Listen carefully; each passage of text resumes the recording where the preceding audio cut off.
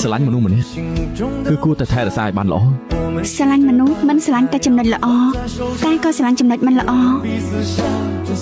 គឺការពីមុនបងសន្យាជាមួយលោកយាយថាក្នុងមួយជីវិតនេះបងស្រឡាញ់តែស្រីម្នាក់ប៉ុណ្ណោះទេតាមពិតទៅខ្ញុំក៏សង្ឃឹមថាកំដរនាងដើរកាត់ឆាកជីវិតមួយដំណើរការផ្សេងទៀតថ្ងៃក្រោយទោះជាមានសុខភាពល្អឬក៏ឈឺថ្កាត់មានបានឬក៏ក្រីក្រឲ្យតែមាននាងនៅក្បែរខ្ញុំស្កប់ស្កល់ហើយ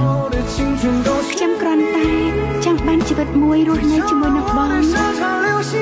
ចាស់ទៅជាមួយគ្នាទាំងនេះជាសុភមង្គលខ្ញុំនាងនៅក្បែរខ្ញុំរហូតមិនថាខ្ញុំនឹងក្បាលប៉ុណ្ណានាងនៅតែនៅក្បែរខ្ញុំដឹងថាបើខ្ញុំដល់លេងនាងខ្ញុំនឹងបាត់បង់នារីល្អម្នាក់មិនថាមានរឿងអីកើតឡើងបងនៅក្បែរអូនជានិច្ចអូនជន់បងណា